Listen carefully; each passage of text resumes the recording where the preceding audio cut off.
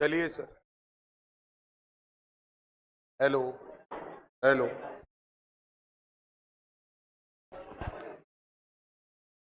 अगला question note करिएगा। The reaction 2A plus B plus C gives D plus 2E found to be first order in A। अब यहां पर इन्होंने हमें पहले से ही बता रखा है कि A के रिस्पेक्ट में ऑर्डर 1 है, फर्स्ट ऑर्डर है, सेकेंड ऑर्डर है B के रिस्पेक्ट में, और जीरो ऑर्डर है C के रिस्पेक्ट में। तो पहला सवाल है राइट द रेट एक्सप्रेशन। बहुत आसान है, आराम से कर ले जाओगे। जल्दी से शुरू हो जाओ।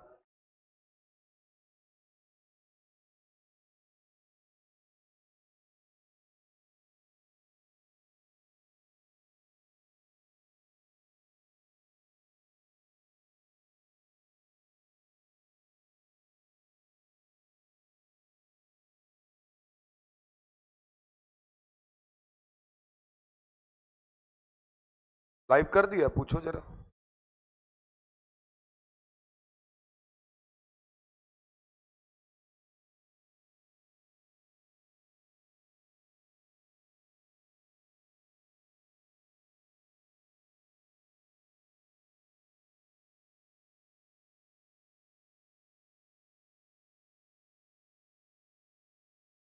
चलिए बेटा, सबसे पहले अगर बात करें रेट एक्सप्रेशन की, तो रेट लॉ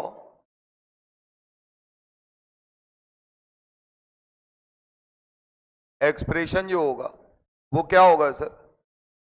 आर बराबर रेट कांस्टेंट के है। ए के रिस्पेक्ट में उसने बता रखा है हमारा जो रिएक्शन का ऑर्डर है is found to be first order, यानी ए के रिस्पेक्ट में ऑर्डर 1 है, बी के रिस्पेक्ट में ऑर्डर 2 है, और सी के रिस्पेक्ट में ऑर्डर 0 है। क्योंकि ये हम अपने आप से नहीं बता सकते, एक्सपेरिमेंटल डेटा है तो उसे ही बताना पड़ेगा। तो ठीक है सर। अब इन्होंने बोला कि राइट द रेट एक्सप्रेशन, तो लिख दिया भाई, पहला काम कंप्लीट।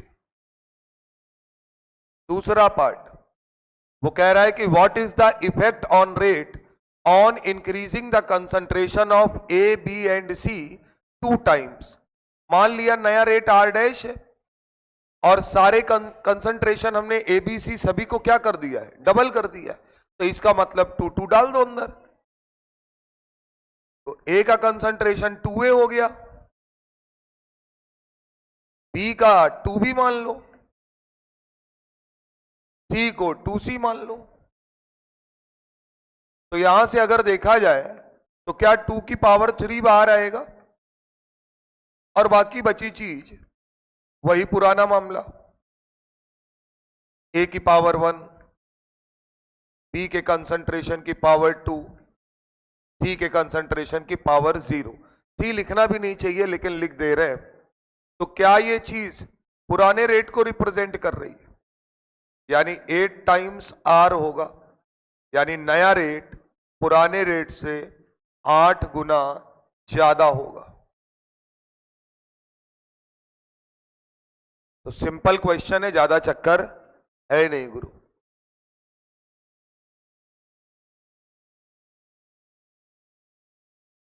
नया रेट पुराने रेट के रिस्पेक्ट में 8 टाइम्स ज्यादा होगा।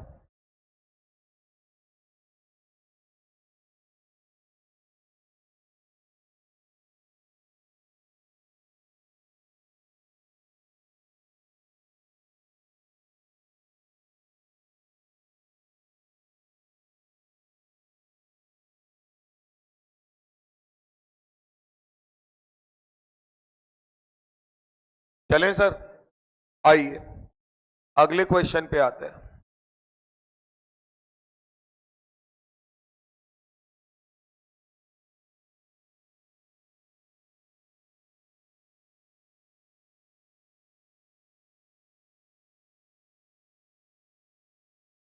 एक इक्वेशन दी है 2A प्लस बी प्लस सी गिव्स प्रोडक्ट, और यहां पर आप लिख लीजिए ये एक्सपेरिमेंटल है।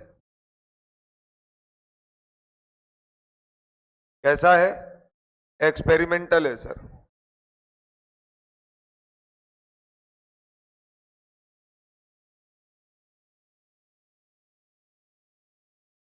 एक्सपेरिमेंटल डेटा है।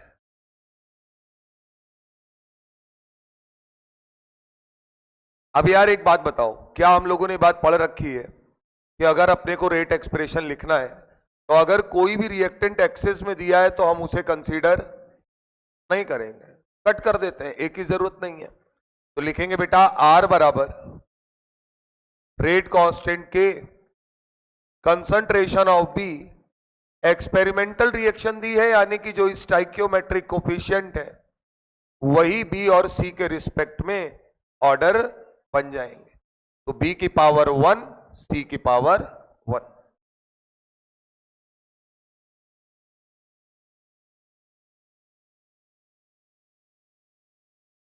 ठीक बात। दो चीजें पूछी हैं, यूनिट ऑफ रेट और यूनिट ऑफ रेट कांस्टेंट। तो भैया एक बात बता दो, रेट का यूनिट तो हमको पहले ही पता है, change in concentration divided by time होता है। तो कंसंट्रेशन का यूनिट होता है मोल पर लीटर, टाइम के लिए टाइम इनवर्स कर देंगे, तो ये तो याद होना चाहिए, मोल लीटर इनवर्स, और सेकंड में मान लो तो सेकंड इनवर्स। ठीक बात। रेट कांस्टेंट का जनरल यूनिट बताइए हमको, मोल की पावर, ओए पूरा बताओ और पीछे से छापना नहीं है किसी को। मोल की पावर 1 माइनस एन था या नहीं था? लीटर की पावर n माइनस 1 था या नहीं था? और सेकंड इनवर्स। क्या ये बताइए, रेट एक्सप्रेशन देखकर नहीं समझ में आ रहा है कि order of the reaction n बराबर क्या 1 प्लस 1 यानी कि सेकेंड ऑर्डर रिएक्शन है। तो अगर सेकेंड ऑर्डर रिएक्शन है तो उठाकर n बराबर 2 रख दीजिए। तो n बराबर 2 जैसे ही रखेंगे आएगा मोल की पावर 1 लीटर की पावर माइनस 1 सेकेंड इनवर्स, अरे सॉरी n बराबर 2 रखना है। हाँ भैया, मोल की पावर माइनस 1 लीटर की पावर 1 सेकेंड इनवर्स।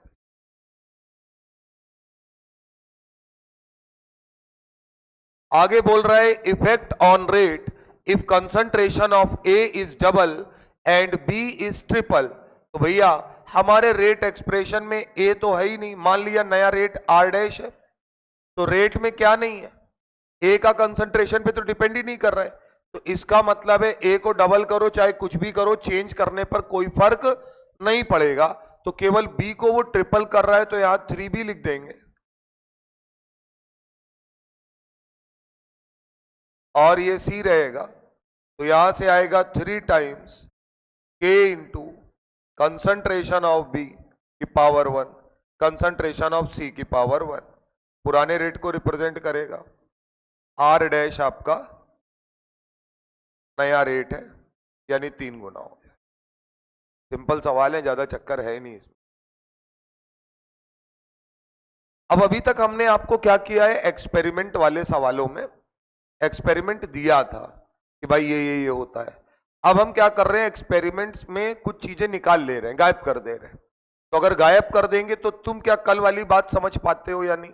जैसे मैंने कल आपको पढ़ाया था कि जो चीज कांस्टेंट है उसके रिस्पेक्ट में हम देखते हैं दूसरे को कि वो कितना चेंज हुआ, तो रेट कितना चेंज हुआ उसी के रिस्पेक्ट में लिख लेते थे। तो देखते हैं सवाल।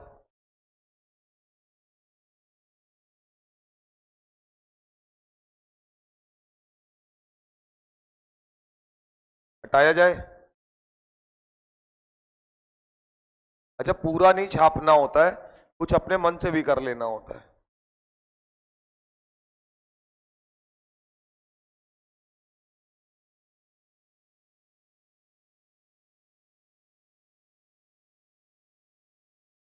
जहां जहां क्वेश्चन मार्क है भरना है वहां पे।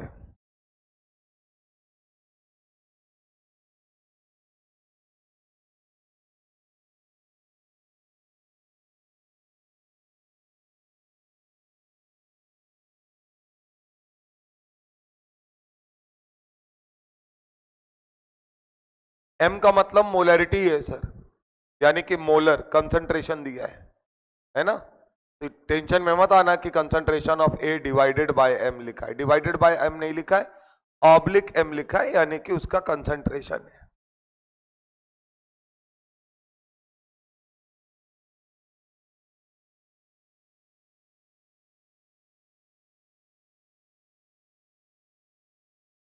ऑब्लिक करके उसका यूनिट लिखा हुआ है बस, और कुछ नहीं है।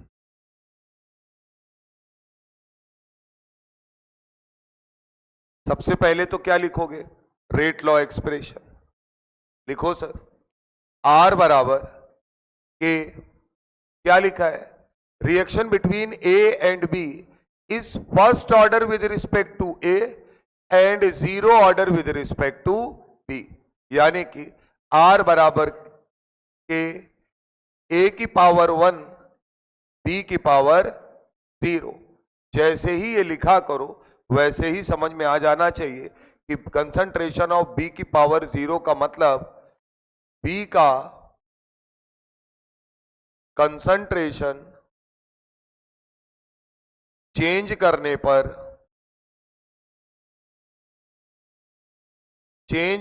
पर रेट ऑफ रिएक्शन में कोई फर्क नहीं पड़ता। साफ पता चल रहा है जिसकी पावर 0 है उसको तुम कितना भी बदलते जाओ कोई फर्क नहीं पड़ेगा। आइए सर, पहला वाला निकालना है। इधर देखो, तुमने कहा है बी के कंसंट्रेशन को चेंज करने पर कोई फर्क नहीं पड़ता। अब सुनते जाना मेरी बात के लिए, क्या बी का क्या चेंज है ये देखने की जरूरत नहीं है, क्योंकि बी का चेंज रिएक्शन के रेट पर कोई प्रभाव नहीं डालता है। लेकिन सर, क्या रेट दुगना हो रहा है, डबल हो रहा है? बोलो भैया। अगर रेट डबल हुआ है तो रेट को डबल बी का कंसंट्रेशन चेंज करके तो नहीं हुआ होगा, उसे डबल किसने किया होगा? ए के कंसंट्रेशन ने। ए के अंदर क्या डाले कि डबल हो जाए? तो पावर 1 है, यानी ए के कंसंट्रेशन को क्या करना पड़ेगा? दुगना करना पड़ेगा, यानी ए की वैल्यू क्या आएगी? 0.2। बोलो भैया, समझ में आ रहा है या नहीं आ रहा है आपको?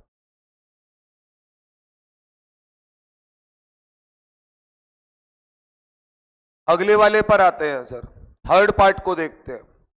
कंपेयर कर लीजिए फर्स्ट से ही। क्या ये बात तय है कि बी को देखने की कोई जरूरत नहीं है? बी से कुछ नहीं होने वाला। वो ये कह रहे हैं ए को कितने टाइम्स कर रहे हैं? 4 गुना कर रहे हैं साहब। तो आपने कहा ए को 4 गुना अगर कर दोगे कंसंट्रेशन को तो अंदर 4 जाएगा, 4 की पावर 1, यानी बाहर 4 आएगा, यानी रेट कितने गुना हो जाएगा? 4 गुना। तो रेट यहां क्या लिखा है? 2 इंटू 10 की पावर -2। तो मैं यहां आंसर लिखूंगा 8 इंटू 10 की पावर -। ठीक बात। ये एक सवाल आपको ये बताएगा कि आप चीजों को कैसे समझें। फोर्थ पार्ट पे आते हैं सर। वो फिर से कह रहा है जो रेट है वो क्या रहा है? कांस्टेंट। रेट पर कोई फर्क नहीं पड़ा। एक बात जरूर याद रखना, पावर देखे रहना बराबर है कि नहीं। कई बार होता है फंसा देगा, 2 लिख देगा, 10 की पावर -1 या -3 कर देगा। तो सर, रेट पर कोई चेंज नहीं आया, तो आपने कहा बी का कंसंट्रेशन चेंज करने पर तो वैसे भी कोई फर्क नहीं पड़ता। तो इसका मतलब है आपने ए के कंसंट्रेशन में कोई छेड़छाड़ नहीं की होगी, तभी रेट पर कोई प्रभाव नहीं पड़ा है। यानी कि ए का कंसंट्रेशन वही पुराना रहा होगा, 0.1।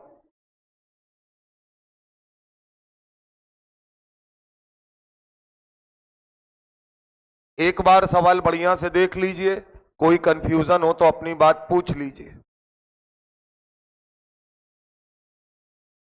मतलब ये एक सिंगल सवाल नहीं है, ये अपने आप में सीधी कहानी है कि आप आराम से चीजों को देखकर बता सकते हैं क्या हुआ। बार बार हमको वैल्यू लिखने की जरूरत नहीं पड़ेगी।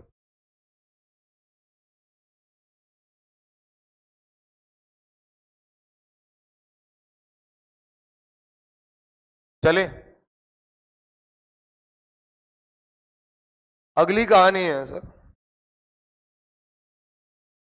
थोड़ा सा मामला अलग है। लिखिएगा रिलेशन बिटवीन रेट कांस्टेंट, एक इक्वेशन दी है 3a से b, सेकेंड ऑर्डर रिएक्शन है।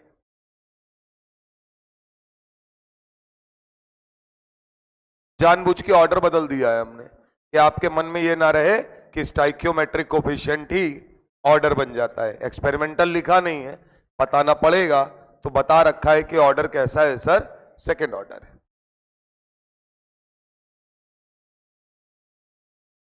एक एक करके बात बताना जरा। अगर मैं इस रिएक्शन का रेट ऑफ रिएक्शन लिखना चाहूं, बात समझना, तो क्या rate of reaction differential form में अगर लिखना चाहें तो क्या हम लिखेंगे, -1/3 dA अपॉन dt, यानी कि rate of disappearance of reactant A by 3 करेंगे तो रेट ऑफ रिएक्शन आ जाए। अब सर रेट लॉ के हिसाब से रेट एक्सप्रेशन लिखना चाहें तो लिखेंगे, रेट कांस्टेंट है, मैंने इसको यहां पे कुछ KR मान लिया है। क्या मान लिया है? KR, जो रिएक्शन का रेट कांस्टेंट है, और कंसंट्रेशन ऑफ A की पावर 2, ये हमारी इक्वेशन 1 है। बना लीजिए सर।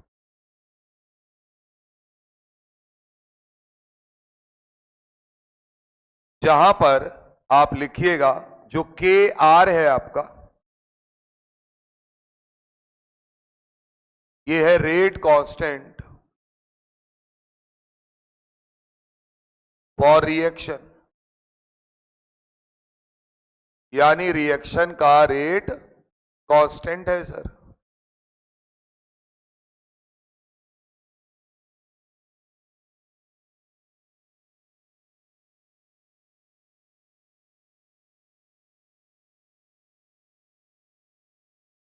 ना दिमाग लगाया भी नहीं होगा कि इस तरीके से भी सोच सकते हैं हम।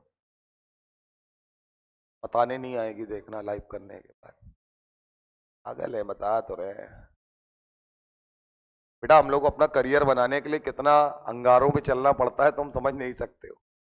केवल पढ़ाई मैटर करती ही नहीं है। देख रहे हो, ये सिस्टम से काम खराब कर दे। तुम पढ़ाते रहो बहुत बढ़िया, हर के नहीं पड़ेगा, जब रिकॉर्डे नहीं करेंगे तो काम खत्म है। अब समझ में आता है लेक्चर गायब हो जाता है तो क्या होता है, ऐसे ही गायब होता है।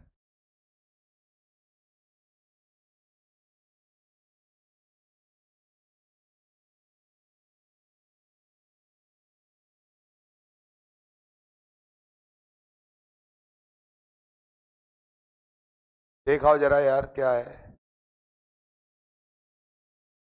और टहल लो और आराम से टहल लो, फिर हमारा मुंह ना खुलवाओ, चुप पे चली जाओ। अब हाँ कह देंगे अभी हम। 3A से P बन रहा है, सेकेंड ऑर्डर है। अब सर क्या ये बताइएगा, अगर मैं इस रिएक्शन का रेट लिखूंगा यानी रेट ऑफ रिएक्शन, तो क्या मैं डिफरेंशियल फॉर्म के रूप में अगर लिखूं तो क्या बेटा मैं इसे लिखता हूं -1/3 dA अपॉन dt। क्लियर है मामला? ये हमने डिफरेंशियल फॉर्म के हिसाब से लिखा। हम यहां प्रोडक्ट की बात नहीं कर रहे हैं अभी, चाहे तो प्रोडक्ट के रूप में प्लस dB अपॉन dt भी लिख सकते हैं। अगर मैं रेट लॉ एक्सप्रेशन के हिसाब से लिखूं तो मैंने रेट कांस्टेंट KR मान लिया, तो मैं लिखूंगा कंसंट्रेशन ऑफ A की पावर 2, जहां पर KR रिप्रेजेंट कर रहा होगा रेट कांस्टेंट फॉर रिएक्शन, यानी पूरी रिएक्शन का रेट कांस्टेंट है। ठीक बात है। अब मैंने तुमसे कहा कि अगर मैं तुमसे ये कहूं कि ROD ऑफ A यानी रेट ऑफ डिसअपियरेंस ऑफ ए के घटने का रेट क्या होता है, तो क्या हम सबने पढ़ रखा है कि ये जो पोर्शन है इसी को बोलते हैं रेट ऑफ डिसअपियरेंस ऑफ ए, यानी कि मैं यहां क्या लिख दूंगा, -dA अपॉन dt। अब ये बताओ रिएक्टेंट A अगर घट रहा है तो इसके घटने का जो रेट है ये भी तो एक रिएक्शन ही है ना। तो अगर ये रिएक्शन है तो मैं अगर इसको यहां लिखना चाहूं तो रेट लॉ एक्सप्रेशन इसका भी लिखा जा सकता है, लेकिन क्या इसका रेट कांस्टेंट हम वही लेंगे जो रिएक्शन का लिए? जवाब है नहीं। तो मैंने यहां पर लिखा KD टाइम्स कंसंट्रेशन ऑफ ए की पावर 2। क्या ये बात समझ में आती है सर? अब हमने ये क्या लिख दिया है, ए के घटने का रेट, यानी कि रेट ऑफ रिएक्शन का भी आप रेट लॉ लिख सकते हैं और डिसअपियरेंस का भी रेट लॉ लिख सकते हैं। क्योंकि आप ए के टर्म में लिख रहे हैं तो पावर आपको 2 ही लिखनी पड़ेगी यहां पे। तो मैं बोल रहा हूं केडी जो है ये क्या है, rate constant for rate of disappearance of reactant A. बनाइए, इतना काम करिए जरा, खेल खत्म हो गया है, कोरिलेट करना है बस आपस में उठा के।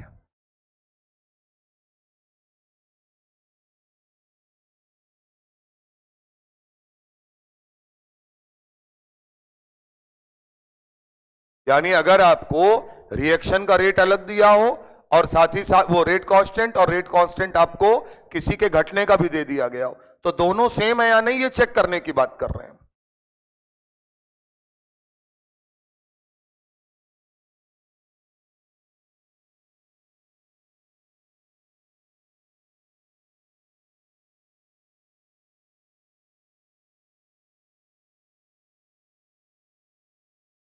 बना लिया सर? आओ, क्या minus D upon D T की वैल्यू उठा के यहां रख दे, ये दोनों बराबर है, तो क्या आएगा बेटा, 1/3 इंटू के डी कंसंट्रेशन ऑफ ए की पावर 2 इज इक्वल टू के आर कंसंट्रेशन ऑफ ए की पावर 2, कैंसिल आउट हो गया, यानी के डी बराबर 3 टाइम्स के आर। क्या बता रहा है ये, ए के घटने का जो रेट है उसका रेट कांस्टेंट रिएक्शन के रेट कांस्टेंट का 3 गुना होता है साहब। क्लियर है मामला? बना लीजिए सर, यानी कि हम रेट्स को, रेट कांस्टेंट को कोरिलेट कर सकते हैं। अच्छा एक बात बताओ, इधर देखो, क्या ये बात तय है कि अगर स्टाइकियोमेट्रिक कोफिशिएंट 1 होता तो जो डिसअपियरेंस होता उसका रेट रिएक्शन के रेट के बराबर हो जाता? तो अगर बराबर हो जाता तो रेट कांस्टेंट की वैल्यू भी क्या हो जाती, बराबर। यहां बराबर नहीं है तो रेट कांस्टेंट बराबर नहीं हो। क्लियर है मामला?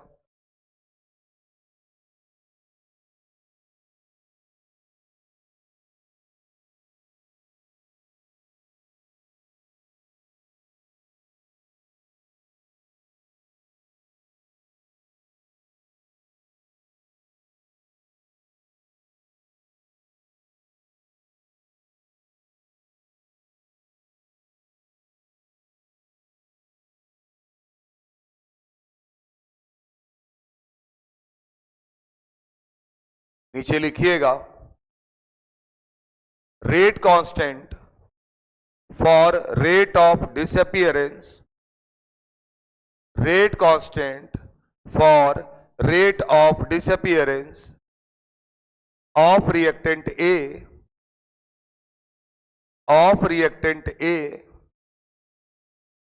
is 3 times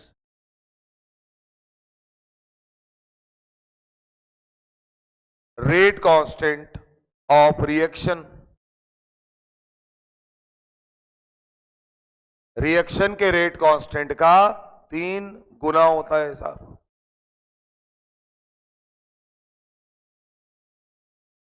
क्लियर है मामला? अब एक बात सुनो, क्या इसका मतलब ये है कि रेट कांस्टेंट अगर ज्यादा है तो इसका मतलब क्या ये बोल सकते हो कि ए के घटने का रेट रिएक्शन के रेट का 3 गुना है? यानी रिएक्शन की स्पीड अगर 100 की है तो ए 300 की स्पीड से घट रहा होगा। बात समझ में आ रही है कि नहीं? वो एक अलग बात है कि वो आगे चल के फिर ऑर्डर पे मामला चलेगा। तो आप इस तरीके से रेट कांस्टेंट को भी कोरिलेट कर सकते हैं। ठीक सर, अगला हेडिंग डालिए, मॉलिक्यूलरिटी ऑफ रिएक्शन।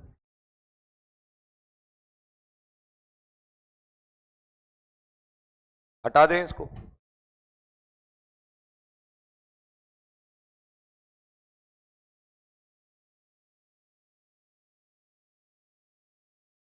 अगला हेडिंग डालिए, मॉलिक्यूलरिटी ऑफ रिएक्शन।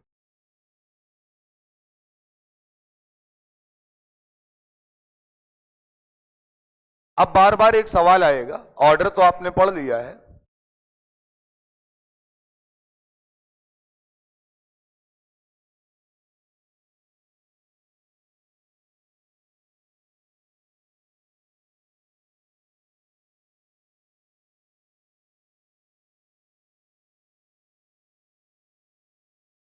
मॉलिक्युलरिटी की बात करते हैं। अगर मैं आपसे कहूं कि मॉलिक्युलरिटी ऑफ रिएक्शन में मॉलिक्युलरिटी क्या होती है, तो मॉलिक्युलरिटी ये बताती है कि उस जिस समय रिएक्टेंट आपस में रिएक्ट कर रहे होते हैं उस समय कौन कौन से मॉलिक्यूल है जो आपस में कोलाइड कर रहे हैं। क्योंकि एक बड़ी सिंपल सी कहानी है। अगर मैं यहां ये लिख रहा हूं A plus B gives A B, अब सुनना मेरी बात को, तो क्या इसका मतलब यही है कि हमारे पास यहां पर ये कितना मुश्किल टास्क है इसकी बात कर रहे हैं हम लोग।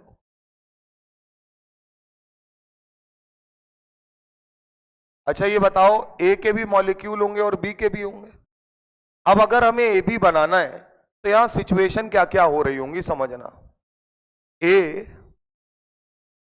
ए के साथ कोलाइड कर रहा होगा, बोलो सर। तो अगर मैं कोलिजन की बात करूं तो किनके बीच में कोलिजन हो रहा है, ए और ए के बीच में। दूसरा बी और बी के बीच में। तीसरा ए और बी के बीच में। यानी जितना आसान लगता है कि लिया ए और बी और आपस में रिएक्ट करा दिया, ऐसा होने वाला नहीं है। यानी कि तीन पॉसिबिलिटीज चल रही हैं एक ही टाइम पर, और इन तीनों में हमें चाहिए कौन सी वाली, ये वाली। यानी जब ये होगा तभी हमारी रिएक्शन बनेगी, अदरवाइज कुछ होने वाला नहीं है। यही तो मतलब है सर। तो इसका बड़ा सिंपल सा कहानी है। इसका मतलब हमको यहां पर ये देखना पड़ेगा कि कितनी स्पेशीज, कितने मॉलिक्यूल्स असलियत में रिएक्शन में रिएक्ट कर रहे हैं। तो ये भी एक प्रकार से एक्सपेरिमेंटल वैल्यू ही होती है, जिसे हम लोग देखकर बता सकते हैं कि हाँ ठीक है। अगर मैं तुमसे कहूं कि इस रिएक्शन की मॉलिक्युलरिटी क्या होगी, तो मैं बोल सकता हूं ए और बी आपस में रिएक्ट करेंगे तभी ए बी बनेगा। यानी एक एक मॉलिक्यूल दोनों का रिएक्ट करेगा, यानी कि मॉलिक्युलरिटी कितनी है, 2 है। इसको बना लीजिए तो फिर लिखाएं। अरे यार हमने बहुत बढ़िया बनवाया था, सब गड़बड़ा गया।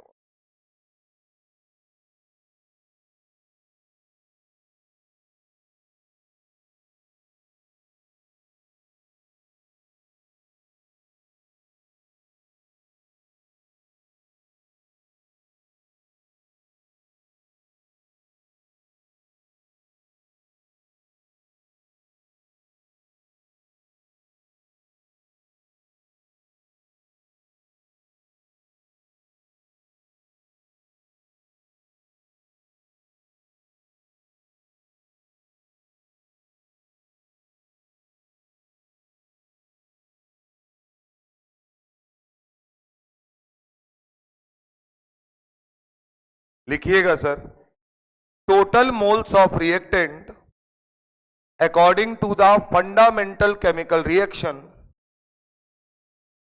total moles of reactant according to the fundamental chemical reaction is known as molecularity of reaction, is known as, एक काम करो सुनो, इसको रोक दो, हम इसको पढ़ा देंगे आज। ये बताओ आज चले जाओगे सब लोग? आज तो निकल ही जाना है तुम्हें, रुकना नहीं है। हम आज बीच में जैसे ही टाइम मिलेगा, मतलब लाइट आ जाएगी तो मैं इसको ऑनलाइन कर दूंगा। एनसीईआरटी कोई लाया है? एनसीईआरटी निकालो जरा। अरे कोई एक आदमी लाया है? नहीं है?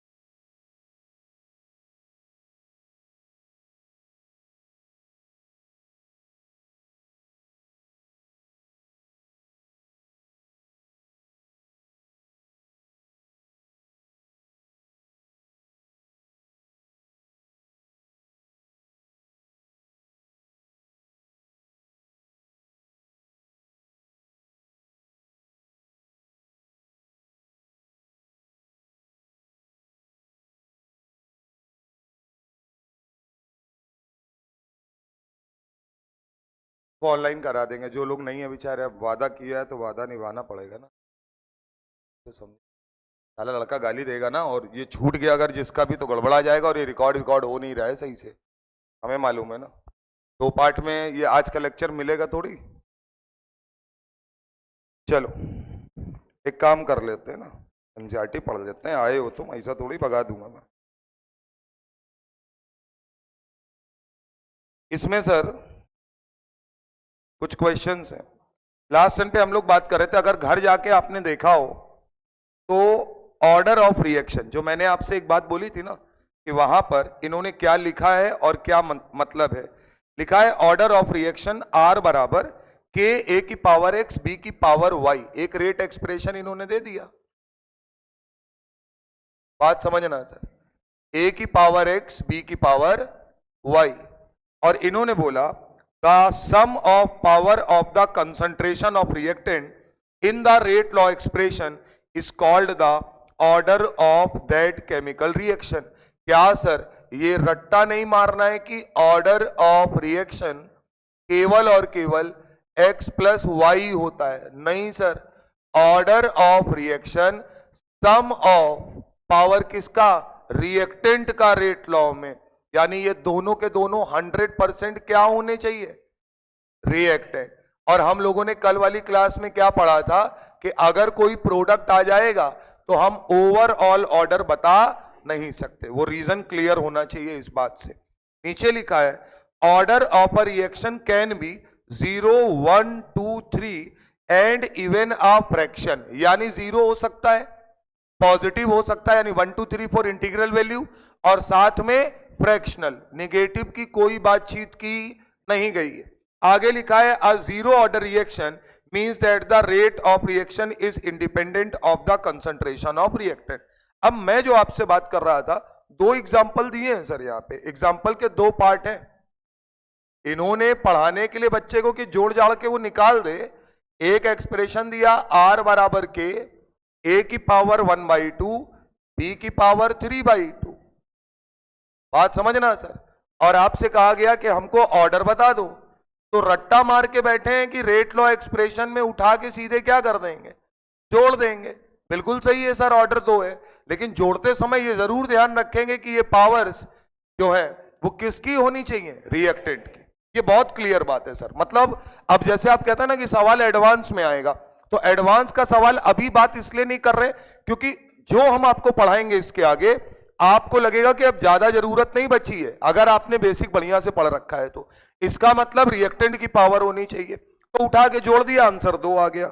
इन्होंने एक और एक्सप्रेशन लिखा और वो ये चाहते हैं कि ये एक्सप्रेशन जब आप इसमें आंसर निकालें तो आप इस बात को अपने आप ही डिफाइन कर लें कि रिएक्शन का ऑर्डर तो निगेटिव नहीं होगा सर। ये देखिए जो हमने एक एग्जांपल आपको अलग से कराया था। अब क्या सर, क्या रिएक्टेंट के रिस्पेक्ट में ऑर्डर निगेटिव हो सकता है? हाँ हो सकता है, लेकिन ओवरऑल ऑर्डर जो है वो कभी निगेटिव नहीं आएगा। फ्रैक्शन आया है चल जाएगा। क्लियर है बात? इसके बाद सर इन्होंने लिखा a balance chemical equation never give us a true picture of how a reaction take place since rarely a reaction gets completed in one step। मतलब कह रहे हैं कि किसी भी रिएक्शन को जब लिखकर दिया जाता है तो मान लीजिए मैंने लिखा 2A plus B gives D, तो वो ये कह रहा है कि ऐसी रिएक्शन एक स्टेप में हो जाए ऐसा बहुत कम होता है, बहुत रेयर है कि कोई भी रिएक्शन कितने स्टेप में हो जाए? एक स्टेप में। आगे इन्होंने लिखा the reaction taking place in 1 step. Last time पे सवाल कर रहे थे एलिमेंट्री रिएक्शन का, मैंने बोला था ऐसी रिएक्शन जो कितने स्टेप में कंप्लीट हो? एक में, उसे हम क्या बोलते हैं? Elementary reaction. मतलब उसकी कोई मैकेनिज्म नहीं है, जो रिएक्शन है वही मैकेनिज्म है सर। तो अब ये बताओ, सुनो तो, क्या M से N बन रहा था और उसने बोल दिया था एलिमेंट्री रिएक्शन है, क्या एलिमेंट्री रिएक्शन में स्टाइकियोमेट्रिक कोफिशिएंट हमेशा उसका ऑर्डर होगा?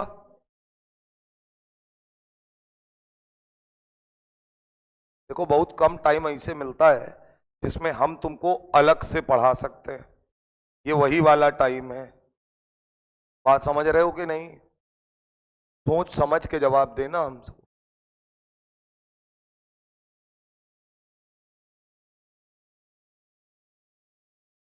एक बात ये बताओ, क्या रिएक्शन में जो ऑर्डर होता है, बात समझिएगा, क्या वो ऑर्डर इस बात को डिफाइन करता है कि हमारा रिएक्टेंट किस रिस्पेक्ट में रिएक्ट कर रहा है?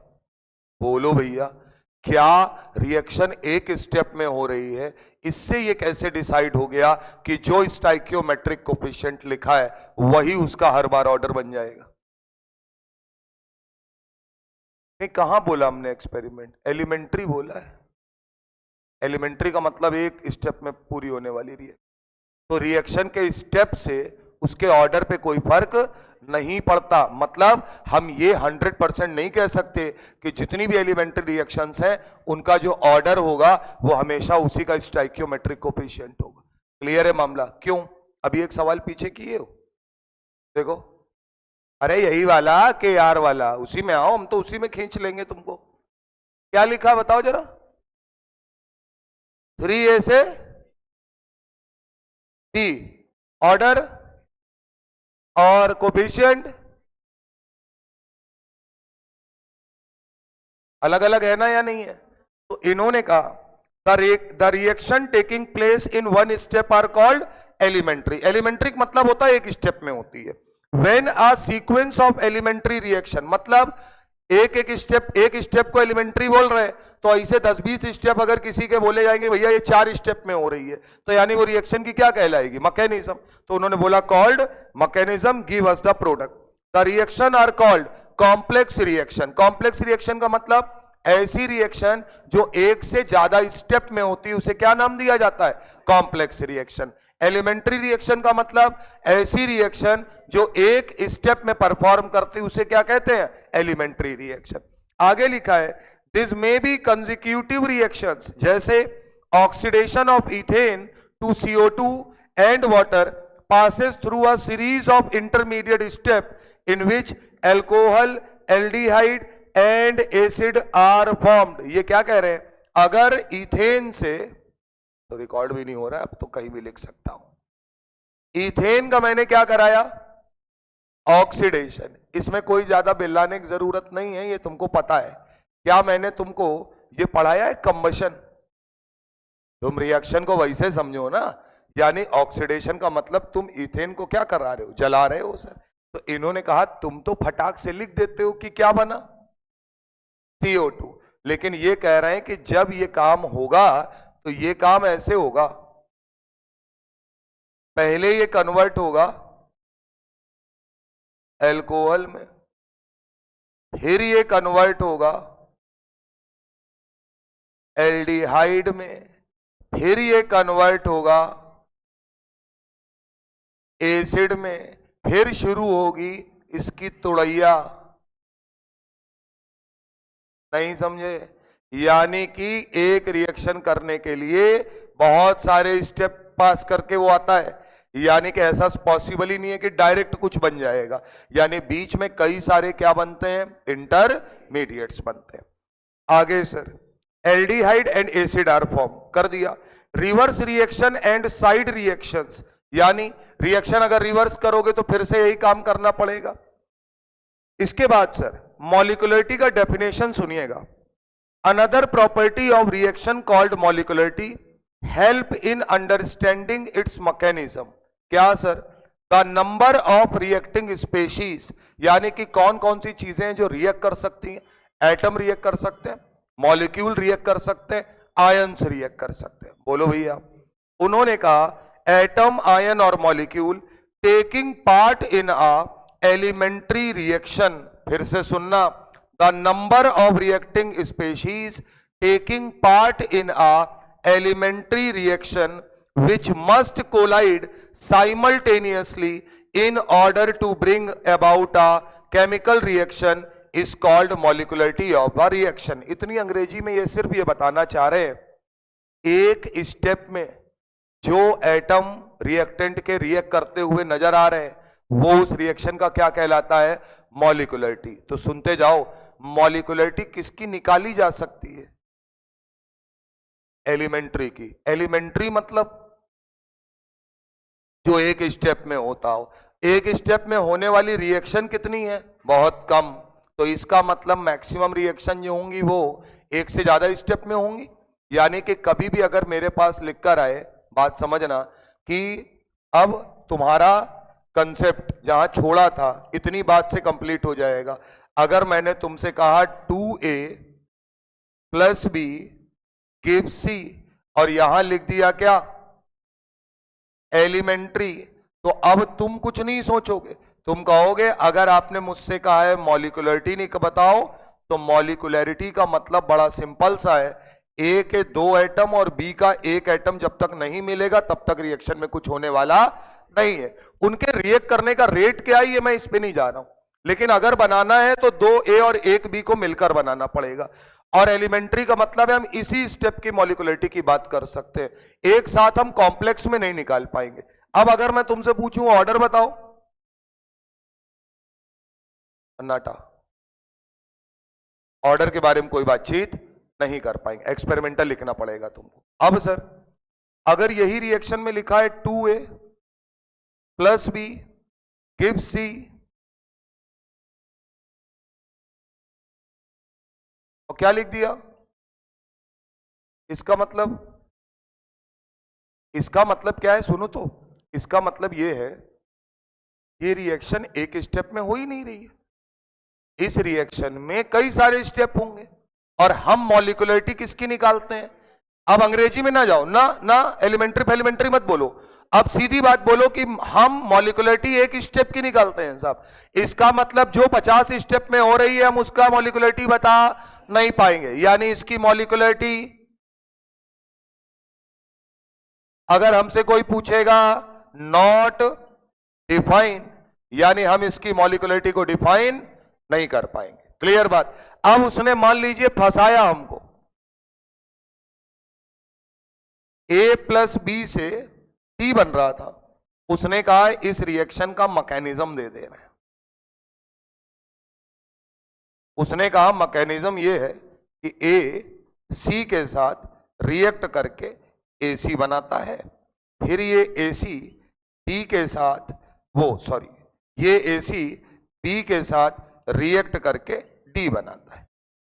ये वाला स्टेप फास्ट है, ये वाला लो। तुमने कहा ठीक, पूछो अब क्या पूछना चाहते हो? बोले पहली चीज हमको ये बता दो कि ऑर्डर क्या होगा। तो तुमने कहा ठीक है, ऑर्डर तो स्लो स्टेप से निकाल लेंगे, यानी स्लो स्टेप में जब ऑर्डर निकालने जाएंगे तो AC की पावर 1 और B की पावर 1 ले लिया जाएगा, तो इसका मतलब ऑर्डर कितना आ जाएगा? 2। बोलो, लेकिन एक बात बताओ, क्या AC बन भी रहा है और घट भी रहा है? तो ऑर्डर में तो कोई दिक्कत नहीं। अब अगर मैं तुमसे कहूं मॉलिक्यूलरिटी बताओ, तो तुम कहोगे सुनो मॉलिक्यूलरिटी किसकी बताओ? तो मैंने कहा मान लो मैं तुमसे पूछ रहा हूं इस रिएक्शन की मॉलिक्यूलरिटी, तो तुम कहोगे मॉलिक्यूलरिटी नॉट डिफाइन, क्योंकि मॉलिक्यूलरिटी तो एक स्टेप की बताई जाती है, सीरीज ऑफ स्टेप की थोड़ी बताई जाती है। तो इसके अंदर तो ये पिक्चर है, ये तो गया। अब किसी ने कहा भाई अच्छा चल गुस्सा मत हो, इस स्टेप की मॉलिक्यूलरिटी बता दे। बोलो वो पूछ लो कितना होगा? 2, 1 और 1 2, यहां आओ 2, लेकिन ओवरऑल रिएक्शन नॉट डिफाइंड, यानी मॉलिक्यूलरिटी किसकी निकाल सकते हैं? किसी भी स्टेप की निकाल सकते हैं। वो स्टेप रिएक्शन का भी हो सकता है, वो स्टेप मैकेनिज्म का भी हो सकता है। बात पकड़ में आई कि नहीं आई सर? तो इसका मतलब मॉलिक्यूलरिटी टर्म में कंफ्यूज नहीं होना है। अच्छा एक बात बताओ, अगर मैं आपसे कहूं कि मॉलिक्यूलरिटी कोई एक्सपेरिमेंटल डेटा नहीं है, तो ये बात गलत है? बोलो सर। नहीं सर, क्योंकि एक्सपेरिमेंटल डेटा के लिए तो हमें पूरी एक्सपेरिमेंट की जरूरत पड़ती है। हम तो पहले ही डिफाइन है कि मॉलिक्यूलरिटी केवल तब निकालेंगे जब हमारे सामने क्या लिखा होगा? एलिमेंट्री रिएक्शन, यानी कि 1 स्टेप वाली रिएक्शन चाहिए होगी। एक स्टेप से ज्यादा है तो काम नहीं बनेगा। बात समझ में? और जब हम एडवांस में के लिए पढ़ेंगे तो हम उस टाइम पर यह बात कर रहे होंगे कि यार मॉलिक्यूलरिटी भी ऑर्डर की तरीके देखकर डिफाइन की जा रही है, यानी हवाबाजी में हम बता नहीं सकते। क्लियर है मामला? तो मॉलिक्यूलरिटी को आसान इसलिए होता है, लोग रट्टा क्या मार लेते हैं, सभी ने मारा है कि मॉलिक्यूलरिटी जब निकालनी हो तो स्टोइकियोमेट्रिक कोफिशिएंट जोड़ दो। बोलो यार, ऑर्डर हो तो रुक के चेक करो, लेकिन जोड़ते समय याद रखो कि रिएक्शन में क्या लिखा हो, एलिमेंट्री, यानी एक स्टेप की हो। अगर कॉम्प्लेक्स लिखा है या लिखा है कि इस रिएक्शन की मैकेनिज्म दी है, जैसे ही मैकेनिज्म दिख जाए समझ जाना इसका मॉलिक्युलरिटी डिफाइन नहीं। क्लियर है मामला? तो नीचे लिख लीजिए, molecularity of reaction, molecularity only defined for, molecularity only defined for elementary reaction,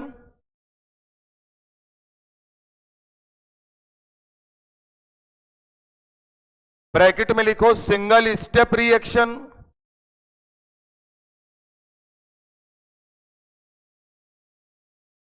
और करके लिखो और सिंगल स्टेप के लिए भी डिफाइंड है, और सिंगल स्टेप ऑफ मैकेनिज्म के लिए भी डिफाइंड है। और अच्छे से लिख लो, और सिंगल स्टेप ऑफ मैकेनिज्म के लिए भी डिफाइंड है। मतलब मैकेनिज्म का कोई स्टेप है तो हम मॉलिक्युलरिटी बता देंगे अगर पूछोगे तो, लेकिन कॉम्प्लेक्स रिएक्शन के लिए मॉलिक्युलरिटी डिफाइन नहीं है। पैराग्राफ चेंज करके लिखना, for complex reaction, for complex reaction, bracket में लिखिए proceed in 2 or more step, bracket में लिखिए proceed in 2 or more step, bracket close, overall molecularity not defined, overall molecularity not defined. बात पकड़ में आ रही है? ओवरऑल का मतलब एक की 2 है, एक की 1 है, तो जोड़ के 3 नहीं बता देंगे, क्योंकि 2 स्टेप की है तो एक एक स्टेप का पूछ लो, ओवरऑल रिएक्शन का मॉलिक्युलरिटी डिफाइन नहीं हो। बात समझ में आती है सर? एक एग्जांपल ये वाला जरूर लिख लो, इससे ध्यान रहेगा।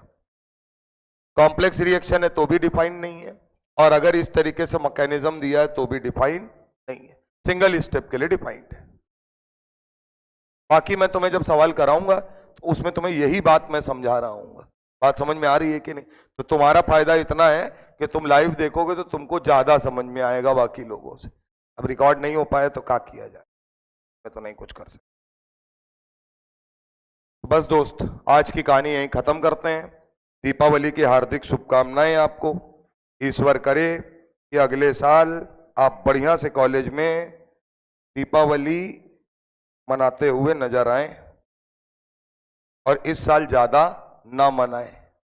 पढ़ते रहिए, थोड़ा बहुत टहल लीजिए, थोड़ा बहुत पटाखा छुटा लीजिए। भाई देखिए, एक दिन का दीपावली है, बढ़िया से कर लो।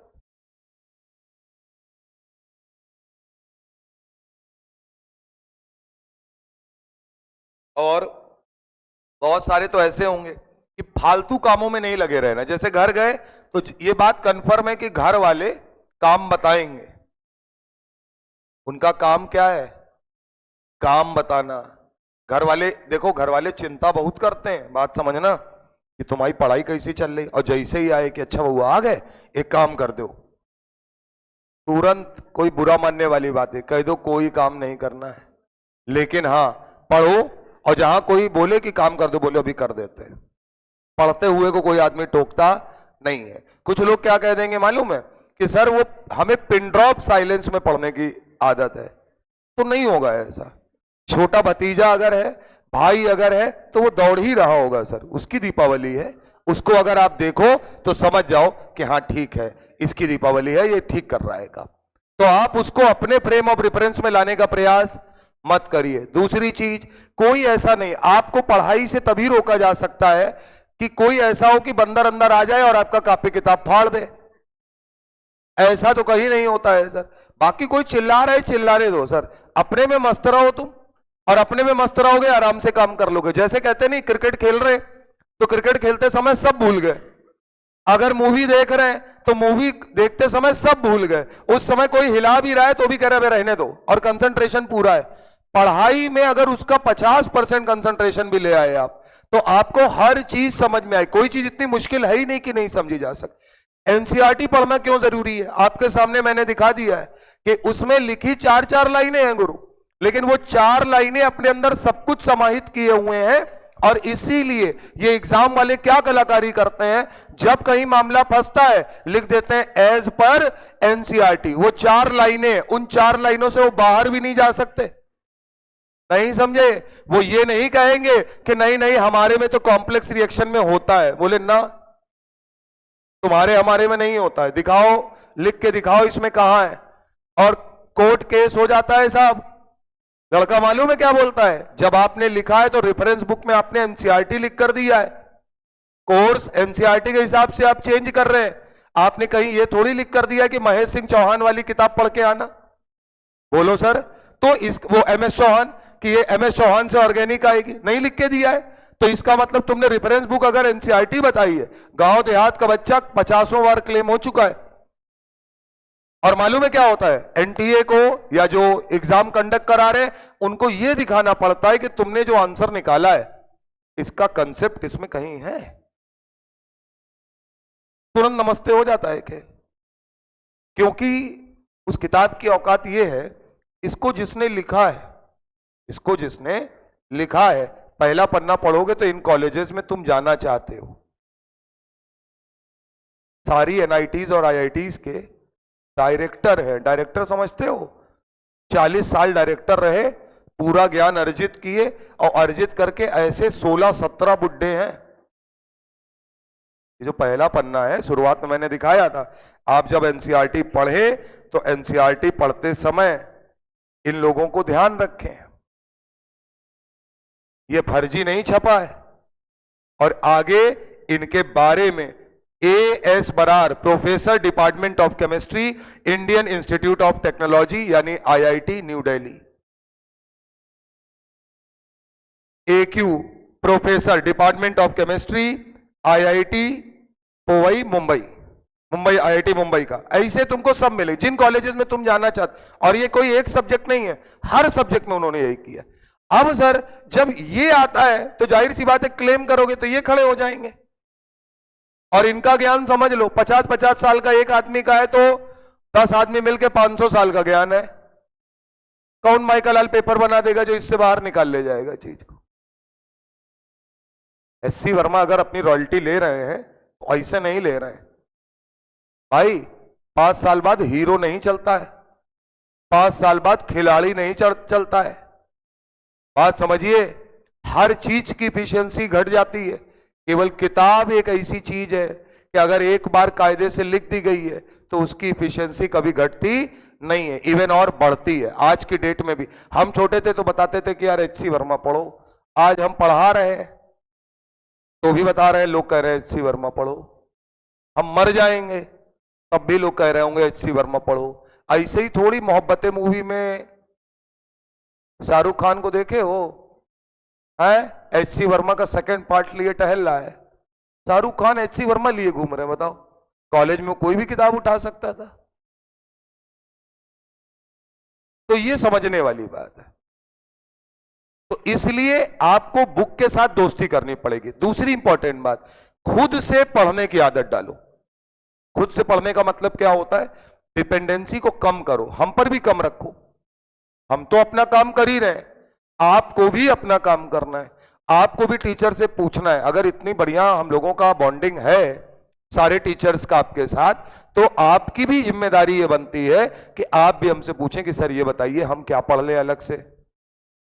सर हम ये पढ़ लेंगे तो अगर कोई दिक्कत होगी तो आप बता दीजिएगा आके, और पढ़ के आओ तो हमें भी खुशी हो कि हाँ तुमने कुछ किया है। तुम क्या कर रहे हो? भेड़ चाल चल रहे हो, जो बताया जा रहा है तुम लगे हो पीछे लाइन से, और हम लोग तुम्हें ऐसे ही फंसाते रहेंगे। मतलब मैं बोलूंगा मैं अभी काइनेटिक्स पढ़ा रहा हूं, उसी लाइव में मैं डाल दूंगा बीच में कि कोऑर्डिनेशन कंपाउंड का भी एक लेक्चर होगा, रोज 2 हो गए। मैं तो परेशान करूंगा सर, मुझे अपनी ड्यूटी पूरी करनी है। लेकिन आपको इन सारी चीजों के बीच में अपने मन से पढ़ना भी हर बार है। रोज आदत डालिए, आधा घंटा, बात समझ रहे हैं? चाहे 15-15 मिनट तीनों सब्जेक्ट दीजिए, मतलब 10-10 मिनट, 10 मिनट वो पढ़िए जो पढ़ाया नहीं गया है, और उसका एनसीईआरटी उठाएंगे, उठा के थोड़ा सा खुद से पढ़ेंगे, जिससे अपनी पुरानी चीजों को रिकॉल करेंगे। आपने गलती क्या कर दी, यहां आकर आपने पूरी डिपेंडेंसी कोचिंग पर डाल दी और आपने खुद से पढ़ना बंद कर दिया। बोर्ड एग्जाम आते थे जब, तो क्या करते थे तुम? कोचिंग कोचिंग घूमते थे? नहीं सर, खुद से पढ़ने लगता था। जानता था ना कि हम खुद से ही पढ़े, नहीं तो निपट जाएंगे, कहानी खत्म हो जाएगी। और कोई किसी को नहीं पढ़ाता है। जितने लोग भी बोर्ड में बढ़िया नंबर लाए हैं, जो कुछ जिन्होंने पढ़ा है, जो टॉपिक आपने नहीं पढ़े वो भी आपको समझ में आए बाद में। ऐसा ये नहीं है कि बाद में वो टॉपिक सरल हो गया है ना, बाद में आपकी एफिशिएंसी बढ़ गई है। अब आपके गर्दन पे तलवार है सर, तो जब तलवार आ जाती है तो आदमी कहता हाँ हाँ ठीक है, अब हम सब कर लेंगे। वो कहते नहीं है कि आदमी कह देता है कि क्या कहते हैं, साहब हमें तैरना नहीं आता है, उठा के पानी में डाल दो। स्विमिंग जब सिखाई जाती है तो स्विमिंग सिखाने का तरीका यही है, उठा के डाल दिया जाता है कि जाओ। ये थोड़ी कहते पानी में जाना तो पैर चलाना। बोले नहीं भैया ठंडा है, हम नहीं चला पाएंगे पैर। कुछ नहीं, धीरे से गए, धीरे से धक्का दें चलो। अब बोले क्या है, तो कुछ नहीं समझाना पड़ रहा है, अंदर से पता है हाथ पैर चलाना है। क्यों? बात जिंदगी पे आ गई, अब मालूम है मर जाएंगे। अब ये नहीं कोई ऐसा आदमी बता दो जो पानी में चला जाए, गिर जाए, उसको तैरना ना आता हो, बिना हाथ पैर चलाए कि भैया हम तो स्विमिंग आता ही नहीं, चला करेंगे क्या? होता है क्या? नहीं सर। दिमाग तुरंत क्या कहता है कि जो भी पॉसिबल है वो काम करो। अगर उसको बगल में दिख रहा है कि साला कोई पत्थर है, कहीं कुछ बीच में टीला है, तो लगता है हाथ पैर चला के किसी तरीके साला वहां तक पहुंच जाऊंगा तो काम बन जाएगा। तो जीवन में जब भी कोई काम करिए, इतना मान के चलिए कि वो अंतिम काम है आपका। सही गलत जो होगा ये तो बाद में देख ही लिया जाएगा। और भाई देखो, बाद में तो फेल हो गए तो मोटिवेट करने के लिए बहुत लोग हैं, लेकिन अगर कहीं पास हो गए तब तो तुम मोटिवेट कर रहे होगे किसी को। बस फर्क इतना ही है। कल की क्लास में यहां बुलाया था उस बच्चे को, डिफरेंस वहां से यहां आने का है। ये लड़ाई जीतनी है, बाकी तो सारी लड़ाइयां छोटी छोटी हैं, वो हो जाएगा। आज आईआईटी है, जिनका मेंस में हो जाएगा उनके लिए एडवांस रहेगा। जो मेंस में एनआईटी में पढ़ रहे होंगे, जो आईआईटी में पढ़ रहे होंगे, अंदर जाके फिर सब इक्विवेलेंट हो जाएंगे। आपको लगता है नौकरी, उससे बड़ी चीजें। फर्स्ट ईयर में कॉलेज परेशान कर रहा होगा, इतनी पढ़ाई कि पगला जाओगे कि साला बेवकूफ बनाते, कहते मौज करनी होती है। और यहां तो 6-6 महीने में सेमेस्टर है, तो मौज इसी में करनी है, पढ़ते रहना है, मौज करते रहना है। और फिर उसके बाद देखोगे तो कुछ लोग कहेंगे हम आईएएस की तैयारी करेंगे, कुछ कहेंगे नहीं यार हम कुछ पीएसयू सेक्टर में जाएंगे तो हम सरकारी भेल के लिए है और एनटीपीसी के लिए है या गूगल के लिए जॉब करने जाना है, तो उसके लिए अलग से अपनी तैयारी है कि मैं कुछ लैंग्वेज सीख लेता हूं, मैं कुछ कर लेता हूं। अंदर लड़ाई अलग है सर। जब वहां आगे बढ़ जाओगे तो फिर एक लड़ाई रहेगी। छोटा सा एग्जाम्पल है, पढ़ाना शुरू किए थे, कभी सोचे नहीं थे कि इतना लड़का पढ़ा लेंगे, बात समझना। लेकिन हां, जब 10 को पढ़ा रहे थे तो भी ऐसे ही पढ़ा रहे थे, 5 को पढ़ा रहे थे तो भी ऐसे ही पढ़ा रहे थे, 50 को पढ़ा रहे थे तो भी ऐसे ही पढ़ा रहे थे। ये कभी सोचा ही नहीं कि पढ़ा के 50 का 100 कर लेंगे, सिर्फ ये सोचा कि 50 को पढ़ा रहे, इनको देखो क्योंकि ये हमको देख के आए। और हमको खुशी इस बात की रहती थी कि अगर 50 भी आया है तो कम से कम 50 लोग तो हमको जानते हैं। तभी आप जो लेक्चर देखते होंगे मेरे वाले, जो मैं अलग से कभी कभार भेज देता हूं बोर्ड वाले, उसमें सोचिए कि वो एफिशिएंसी कहां से आती होगी जिस समय सब कुछ बंद है, ये पता ही नहीं है कि कोचिंग खुलेगी कि नहीं खुलेगी। और वो सारे लेक्चर हमने कब बनाए? कोचिंग बंद करने के बाद। कोचिंग बंद करने के बाद मकान मालिक कह रहा है कि वो भैया पैसा देना पड़ेगा, 3 महीने का लेंगे, हमने कहा हम नहीं दे पाएंगे। उसे लग रहा है कि ये हमसे थोड़ा सा वैसे बोलेंगे कि अरे भैया थोड़ा सा देख लेना, जिंदगी में नहीं किए कभी। बोले एक तो दोगे नहीं, ऊपर से ऐंठोगे। हम कहा हाँ। बोले क्यों? हमने कहा उसका टेक्निकल जवाब सुनो। हम कहा उसका टेक्निकल जवाब ये कि 4 साल से लिए थे, 40,000 रुपया महीना दे रहे थे, 12 चौक 48,000, 48 महीना होता है, 48 गुणे 40 करो, इतना पैसा दे चुके हैं। तो जब इतना बिजनेस हम तुमको दे चुके हैं तो ऐंठेंगे हम ही ना, तुम कैसे ऐंठोगे भाई? बात सुनना, सामान रख लिया पूरा, कहीं हम सामान नहीं देंगे, हम कहा रखे रहो, रखे रहो।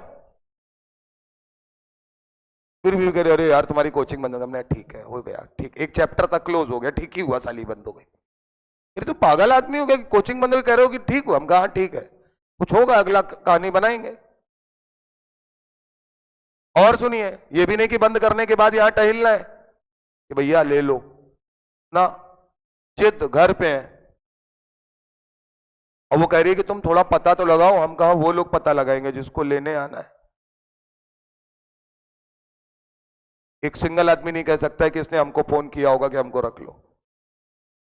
नहीं सर, काबिलियत होगी तो लोग आएंगे आपके पास। हर आदमी को काबिल आदमी की जरूरत है। हम ही आज की डेट में एक टीचर ढूंढ रहे हैं कि अच्छा लड़का मिले जो हमारे ही जैसा हो, इसी तरीके पढ़ाता हो, हम साथ में सिखाने के लिए तैयार हैं उसको सब। तो काबिलियत अगर है तो आपको कहीं ना कहीं तो मौका मिलेगा ना सर। अब वही मकान मालिक 10 बार फोन करते हैं कि वो भैया लड़के की शादी है, आना जरूर। कहा नहीं आएंगे। हाँ, सोचो कितना बुरा लगता होगा। बोले सर आप गुस्सा है। हमने कहा ना बिल्कुल नहीं। बोले मतलब? हमने कहा गुस्सा किस बात के लिए, आप अपना पैसा मांग रहे थे, हम नहीं दे पाए तो हमने बंद कर दिया, लेकिन अब आपसे खुश भी नहीं है। बोले मतलब? हम कहा आप हमारे लिए एक नॉर्मल आदमी है, तो इसलिए जब भी हमसे कहीं बुलाइए तो हमको मत बुलाइए, क्योंकि आपकी खुशी में हमको खुशी नहीं होती है। चेहरा उतर गया यार उस आदमी का। अरे ठीक है भैया कोई बात नहीं। अब ये जवाब उस समय देते तो वैल्यू नहीं रहती। इस समय किसी को नीचा दिखाने की जरूरत नहीं है, लेकिन इतना भी नहीं अच्छा बनना है। बात समझो, गांधी जी वाले हिसाब में रहोगे, आदमी मार डालेगा तुमको। एक थप्पड़ कोई मारे तो दूसरा गाल आगे कर देना, भूत बना देगा मार मार के। एक थप्पड़ मारे तो समझा देना कि भैया गलत बात है, इससे नहीं किया जाता है। बात समझो। और जैसे ही दूसरा हाथ उठाए तोड़ देना है। समझा रहे हैं ना, नहीं किया जाता है। फिर मुंह से बोले तो मुंह कुचर देना है, जिसको गांव में बोलते हैं। भैया नहीं किया जाता है, बोलते जाना है, मरते जाना है, जिससे जब वो अगली बार होगा तो उसे याद आएगा कि हाँ ये ठीक है। गांधी जी ने सब इसलिए कहा था क्योंकि उनको किसी ने 2 थप्पड़ नहीं मारे थे ना। बात समझ रहे हो कि नहीं? ये सब कहा जाता है कि उनको निकाल के बाहर फेंक दिया गया और ये कर दिया गया। ठीक है, वो आदमी भी अपनी जगह पर अजब गजब आदमी था। सोच लो यार, जो आदमी उस समय बैरिस्टर हो, सोचिए हम तुम जरा सा अगर अपनी अच्छी स्थिति में आ जाते हैं तो उस रंगबाजी को संभाल नहीं पाते। सोचिए जो आदमी बैरिस्टर हो, सब कुछ हो, वो कोट पैंट, अरे वो सब छोड़ो कि आंदोलन जो किया वो छोड़ दो, हम तो बातें नहीं कर रहे। हम ये कह रहे हैं एक लाइफ स्टाइल जो जी रहा है जिसमें कोट पैंट, दुनिया बकायदा विदेश विदेश टहल रहा है, धोती डंडा लिए, हेयर स्टाइल है ही नहीं। सोचिए सर, बहुत बड़ी चीज है सर। पॉसिबल नहीं, कहना बड़ा आसान होता है, कहना बहुत आसान होता है। अभी घर जाओगे, जितना समझा रहे हैं कि पढ़ाई पढ़ना है, ये करना है, वो करना है, घर जाते ही तुरंत कि लाओ पापड़ बन रहा है, ले आओ ठूंस ले फटाक से। और मम्मी तो जाते ही पहले ही उनका काम यही, वो तुमको कहेंगे अरे हमारा बेटा हमारी बिटिया कितनी दुबली हो गई बताओ, और तुम हो गई हो यूं, और तुमको कह रहे हैं बताओ कितनी माँ है। अब वो क्या कहेंगे, खाए रहो सब कुछ। लेकिन देखे रहे ना, यही लोग मार्च में अप्रैल में जब रिजल्ट आएगा ये कान पकड़ देंगे तुम्हारा। ये तुमको बिल्कुल कभी ये नहीं कहने वाले हैं कि कोई बात नहीं है, कोई बात नहीं, नहीं हुआ तो कोई बात ना, ये कोई कहता ही नहीं है सर। अभी तो खूब कहेंगे कि एक काम करो शादी है, बताओ वो बुरा मान जाएंगे, मान जाने दो। रिश्तेदारी में कहीं बिल्कुल तैयारी का हिसाब समझ लीजिए, किसी की शादी, किसी का बर्थडे, किसी कुछ नहीं जाना है, जाना ही नहीं है। अपना बर्थडे नहीं मनाना है, काहे का बर्थडे मनाए भाई? ज्यादा हो रहा है, एक पेस्ट्री ले आओ, लगा के मोमबत्ती काट लो, खा लो पूरी फटाक से।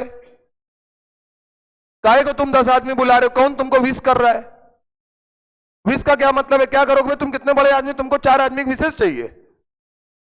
तुम्हारी जिंदगी वैसे ही बर्बाद चल रही है। तुम और 10 आदमी बुलाए ले रहे हो, और उसके बाद सुनो, जो हॉस्टल में मार बर्थडे पूरा करा ली ना, क्यों? सर जी हमारे दोस्त बुरा बन जाएंगे। ये दोस्त 1 साल के बाद छितरे मिलेंगे। एक तिरुवनंतपुरम में होगा, एक मथुरा में होगा, एक इलाहाबाद में होगा, एक दिल्ली में होगा, और कोई किसी से बातें नहीं कर रहा होगा क्योंकि उनको नया दोस्त मिल गया है। तो कहां चक्कर में पड़े हो दोस्त? कोई नहीं याद रखता किसी को। तुम्हें जो अभी लग रहा है ना, हाथ पकड़ के दोस्ती यारी टहल रहे एक दूसरे का, असली दोस्ती अंदर है। अगर दोस्ती निभानी है, दोनों लोग मिल के पढ़ो, एक दूसरे के दोस्त को समझाओ कि नहीं तुम्हें नहीं आ रहा, हम पढ़ाएंगे तुम्हें, हम सिखाएंगे, ये है दोस्ती। और एक साथ चलेंगे एक कॉलेज में, तो है मजा। फिर हमारी बात को गलत साबित कर दो। एक साथ 4 आदमी जाओ सर। जयनारायण में पढ़ाया था, जयनारायण इंटर कॉलेज, आईआईटी का प्रोग्राम चलता था, जयनारायण और जुगल देवी का। सर बात समझिएगा, सिर्फ ये बात बोली थी, 2013 की बात है, कि यार ये ऐसा होता नहीं है, सब दूर दूर चले। 3 लड़के साले बिल्कुल आस पास रैंक ले आए, 10-10, 15-15, 20-20 रैंक का अंतर, तीनों आईआईटी बीएचयू। और इतने बदमाश कि जिसकी रैंक थोड़ी अच्छी है उसने बाकी लोगों के लिए सेक्रीफाइस कर दिया, रैंक नीचे वाली ले ली ब्रांच, कि चलो इलेक्ट्रिकली ले लेते हैं, कोई बात नहीं, नहीं लेते इलेक्ट्रॉनिक्स। फोन करके हमसे क्या कह रहे हैं? सर हमने ठीक किया ना। अरे हमका बात ही खत्म है सर, बात ही खत्म। इस बात का क्या जवाब देगा कोई आदमी? ये है दोस्ती, ये सेक्रीफाइस है। हम कहे साले ये बताओ, तीनों लोग एक अगल बगल कैसे? कह रहे तीनों लोग साथ पढ़ते थे तो सबकी बुद्धि भी सेम ही होगी ना, दिमाग है सर, वो तो किस्मत है। तो अगर दोस्ती निभानी तो फिर ऐसे निभाओ कि अगर किसी को रेजोनेंस नहीं आता तो बैठा के 1 घंटा पढ़ा दो कि हम सिखा रहे हैं तुमको, कैसे नहीं आएगा। तब क्या कहते हो मालूम? टेस्ट में देखते हो, सच बताना, दोस्त का नंबर ऊपर आ जाए बहुत दर्द होता है या नहीं होता है? दोस्त का नंबर नीचे आ जाए, प्रकट नहीं करते हो लेकिन खुशी तो होती है। ये ह्यूमन टेंडेंसी है। हर आदमी अपने को जीतता हुआ देखना चाहता है, और देखना भी चाहिए, कोई गलती नहीं है। लेकिन हाँ, किसी को गिरा के तो काम नहीं कर रहे हो। और ये कोई कितना भी समझा दे कि देखो भाई, किसी के लिए मतलब ये होता है किसी पर हंसो नहीं, तो क्या करें, बुद्ध बन के जिंदगी जिए। जीते हो तो जश्न मनाओ। अब ये थोड़ी कहा जाए कि इंडिया वर्ल्ड कप जब जीत जाए तो इंडिया से कहा जाए कि सुनो बुरा लगेगा, चुपचाप चले आना वहां से, किसी से कुछ कहना नहीं, मतलब बहुत खराब लगता है। नहीं सर, इंग्लैंड न्यूजीलैंड में हुआ, बोलो, सब पता था कि डकवर्थ लुईस और दुनिया भर का लगा लोगों को दे दिया उन्होंने। टाई मैच में सोचिए, न्यूजीलैंड वाले साले रो रहे, वो ससुरे उछल रहे।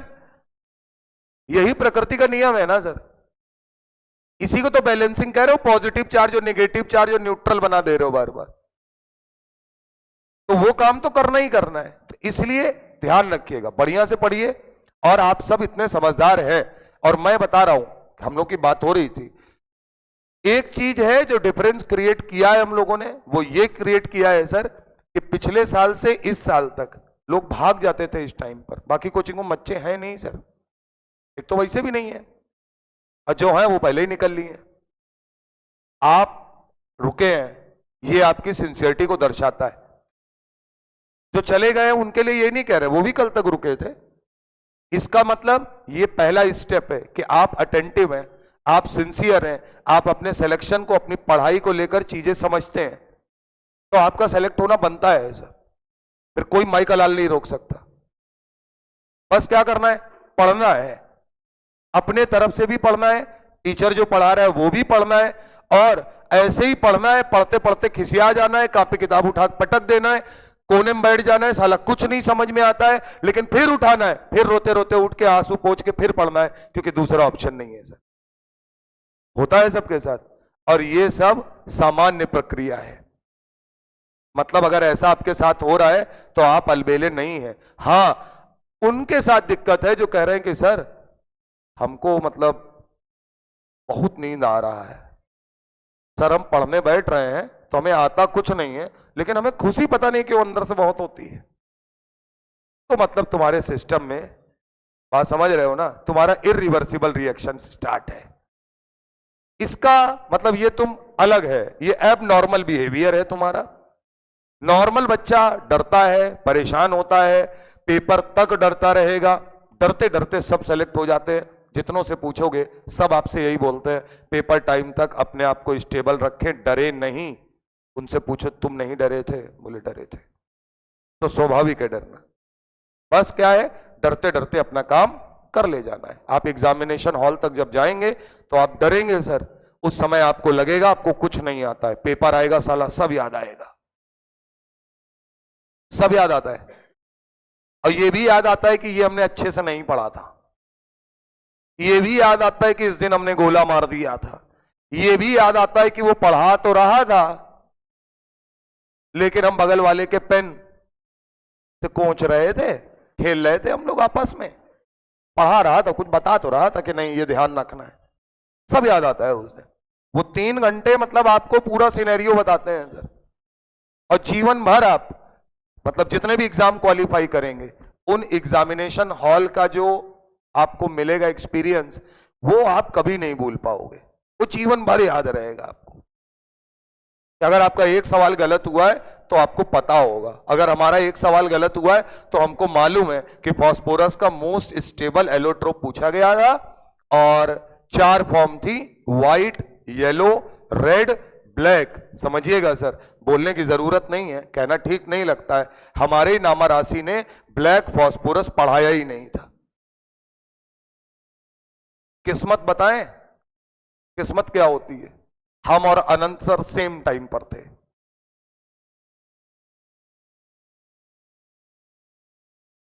समझ रहे हो? अनंत सर और हम सेम टाइम पर अलग अलग बैच में पढ़ रहे थे, एक दूसरे को नहीं जानते थे। तो आज बात होती तो पता चलता है। तो परिस्थितियां कहां से कहां होंगी। जिनको पढ़ा रहे थे 2 लोग बम बनाने के लिए तैयार थे, कभी सोचे होंगे तुम्ही में से कौन निकल के आएगा साला हमारा ही गला काट के ले जाएगा, किसी को पता है क्या? लेकिन पढ़ाया जा रहा है, नहीं बताया है सर। और ये नहीं कहेंगे कि उनको आता नहीं था, भूल गए होंगे, नहीं ध्यान दिया होगा। भाई पेपर जो सोचो, जिस आदमी ने 27 सवाल कर लिए हो, 28वें सवाल में मैंने सवाल गलत गलत नहीं, मैं खुश, मेरा दिमाग में क्या है मालूम, ब्लैक तो साला होता ही नहीं है, हटाओ। कॉन्फिडेंस देखो, हम कहा अच्छा बेवकूफ बना रहे हो हमको। भाई हमारे टीचर नहीं पढ़ाया मतलब वो चीज होती ही नहीं होगी इधर। इस लेवल पे फॉलो किया तो ब्लैक तो हमने साला पहले ही काटा, उसके बाद फिर इधर देख के रेड लगा दिया। हमारा गलत और भी लोग उनका भी गलत। एक लौंडा हमारा दोस्त, वो ससुरा पढ़ने लिखने में बिल्कुल निरक्षर, और वो क्या कह रहा मालूम है, वहीं हम लोगों के बीच में खड़ा, कि ज्ञान देखो कभी खराब नहीं होता, ये सीखने की बात है। वो क्या कह रहा है, ब्लैक होता है। हम कह तुम पागल आगल हो क्या? और हम सोचो 8-10 लड़के जो सब ठीक ठाक पढ़ने में थे, कह रहे पगला गया है क्या? अबे तुम्हें कुछ पता है, कोचिंग आते थे कभी? कह रहा भाई हमने पढ़ा है यार। अरे हम कहा तुम पागल आगल हो क्या? पहली बार वो लौंडा गया एनसीआर, सब लोग साइकिल से कि चलो, सब हम यूपी बोर्ड वाले, एनसीईआरटी तो छुई नहीं, किसी ने कहा ही नहीं कभी एनसीईआरटी से पढ़ना है, पेपर तो तब से आ रहा है। सर सब साइकिल लेके तुरंत उसके घर पे, साइकिल खड़ी, एनसीईआरटी पलटी जा रही है। अब वो क्या कह रहा मालूम, कहीं तो पढ़ा तो साला पता नहीं चल रहा है, वो ढूंढ नहीं पा रहा, वो बता नहीं पा रहा है। क्यों? उसको बोर्ड लेवल पे बोर्ड एग्जाम के लिए उसने पढ़ा होगा, तो उसने बुक पढ़ाई गई होगी, तो उसके यहां जो होम ट्यूटर आता होगा उसने लाइन पढ़ाई होगी, तो उसमें साफ लाइन लिखी है कि मोस्ट स्टेबल एलोट्रोप, तो साले को ब्लैक याद रह गया। अच्छा ब्लैक कोई कलर भी नहीं है, वो भी ब्लैक है साला। हाँ, अब भैया जब देखा तो सब के सब रुआ से लिटरली रोने लगे।